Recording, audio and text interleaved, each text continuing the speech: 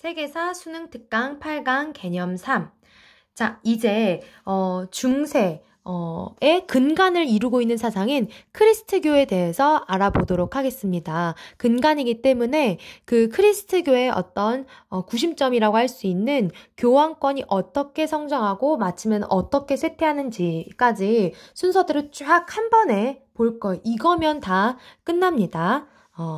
한번 순서대로 볼 텐데 여러분들이 이제부터는 연도도 이 부분은 확실하게 외워줘야 하는 부분이에요. 시험에 나오기 때문입니다. 자, 먼저 비잔티움의 황제 레오 3세가 성상을 만들지 말라고 하는 파괴령을 726년에 내리게 됩니다. 그러나 서유럽 쪽에서는 이제 게르만족 포교에 이 성상을 이용하고 있었기 때문에 우리는 이용해야 된다. 이거 성상 필요하다. 그들은 문자를 모른다.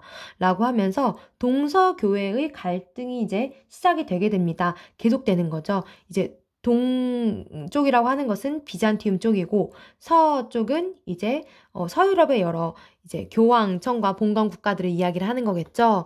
그래서 점차 10세기가 되면 우리 앞에 프랑크에서도 잘 봤지만 이 세속적인 권력과 이 교회가 결합을 하면서 교회가 성장을 하게 됩니다. 세력이 확대가 되고요.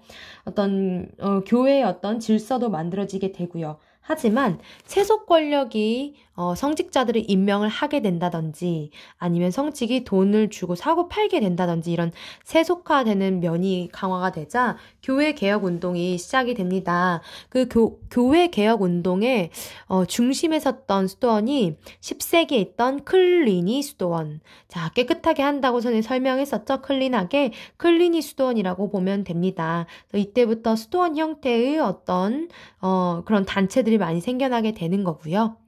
그리고 이제 시간이 지나면 드디어 동서교회가 분열이 되게 됩니다. 그게 1054년이에요.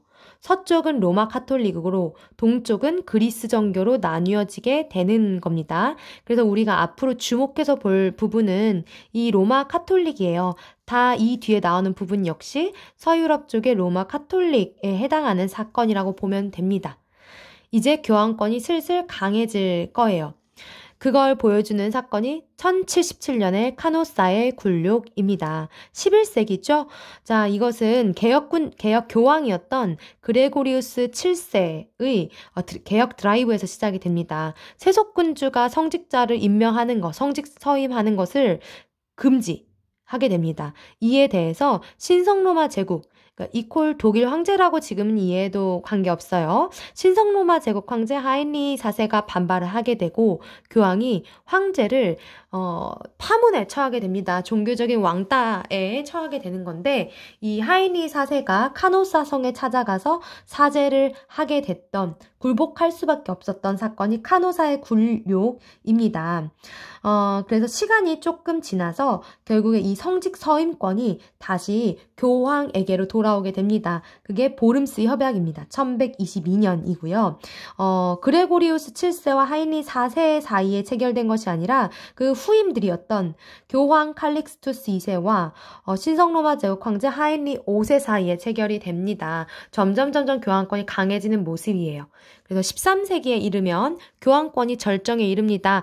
인노켄티우스 3세가 이런 말을 하죠. 교황은 해, 황제는 달이다. 그리고 조금 대립과 갈등을 빚었던 영국의 존 왕을 파문에 처하기도 해요. 이렇게 11세기에서 13세기에 이르는 그 교황권의 절정에 이른 기간은 요 십자군 전쟁과도 맥을 같이 하고 있습니다. 그러나 십자군 전쟁이 끝나면서 이제 교황권도 내리막길을 걷게 되는데요. 그게 바로 14세기입니다. 아비뇽 유수. 아비뇽은 프랑스 근교의 도시예요. 1309년에서 1377년에 이르는 한 70년에 이르는 기간인데요. 프랑스 내에 있는 성직자에게 세금을 부과하는 문제로 인해서 프랑스 왕과 교황이 다시 대립하게 되죠. 프랑스의 필립 4세, 과세 안 된다 라고 하는 거고요. 교황 보니파키우스 8세는 성직자들은 내가 과세한다 라는 거죠. 근데 결국엔 필립 4세가 힘을 얻어서 교황청을 프랑스 근교의 아비뇽에 계속 둡니다. 그래서 교황은 계속 아비뇽에서 선출이 되는 거예요.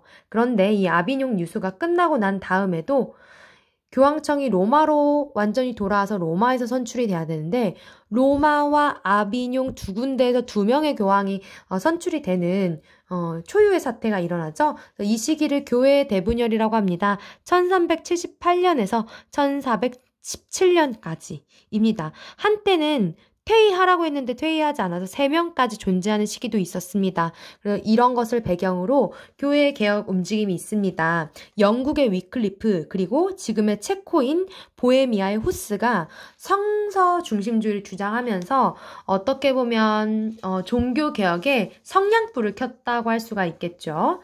자, 그래서 이 대분열을 종식시킨 것이 바로 15세기에 있었던 콘스탄츠 공의회입니다. 1414년에서 1418년이고요. 위클리프를 이단으로 취급하고요. 후스는 화형에 처합니다. 그리고 단일 교황을 선출함으로써 대분열을 종식시켰다라는 것까지 기억합시다. 자, 보름스 협약이 여기 있는데요. 신성로마 제국 황제인 하인리 5세는 영적 권력에 의한 모든 서인권을 성스러운 교회에 양도하고 우리 왕국과 제국에 있는 모든 교회에서 교회법에 기초한 선거 및 자유로운 서임이 이루어지는 것을 승인한다라고 되어 있습니다. 자, 교회의 대분열의 상황을 알 수 있는 사료가 박세훈 선생님 책 119쪽에 있네요. 위클리프의 주장에서 알 수가 있어요. 악마가 흉계를 꾸며 2명의 교황이 선출되면 교회에 헤아릴 수 없을 정도로 많은 재앙이 일어날지 모른다. 현재 교황은 예수의 바른 길이 아니라 사탄의 잘못된 길을 걸어가고 있다. 예수께서 교황청이나 추기경 회의를 설립하셨단 말은 어디에도 기록되어 있지 않다. 예수께서는 반드시 교황이 있어야 한다고도 말씀하시지 않았다. 라는 말에서 2명의 교황, 대분열이고요. 성경에 이런 게 있냐? 성서 중심주의를 볼 수가 있습니다. 자, 이 부분과 관련돼서 수특 내용을 확인을 해봅시다. 교회가 성장했고 세속화가 되었다라는 부분이 이제 10세기 정도의 시작이 되는데요. 이런 내용입니다. 교회도 봉토와 기증받은 토지가 있어요. 국왕이나 어떤 제후로부터요. 이것 기반으로 세력을 확대했고요. 교황을 정점으로 대주교, 주교, 사제에 이르는 개서제, 계급과 서열제가 구축이 됩니다. 그리고 교회가 세속 권력이 성직자 임명권을 차지한다든지 성직 매매 등 부패와 타락하는 모습이 나와 있죠. 그래서 교회 정화 운동이 10세기 초 클리니 수도원을 중심으로 시작이 됩니다. 수도원에 가서 세속 권력과 연결되지 않아서 정결과 청빈, 복종을 계율로 하게 되는 거죠. 그래서 이 클리니 수도원 출신의 교황이 바로 그레고리우스 7세가 되기도 합니다. 그래서 그레고리우스 7세가 그 신성로마 제국 황제 하인리 4세를 파문하는 내용입니다. 내 권위와 온전함을 확신하니 이제 나는 전능하신 성부, 성자, 성령의 이름으로 황제, 하인리 3세의 아들, 하인리 4세가 독일과 이탈리아에 있는 그의 왕국을 상실하였음을 선언하노라. 나는 이것을 당신의 권위에 따라서 그리고 당신의 교회의 명예를 지키기 위해서 하였노라. 그가 반역하였기 때문에 반발했다 이거죠. 서임권 이제 갖겠다라는 거.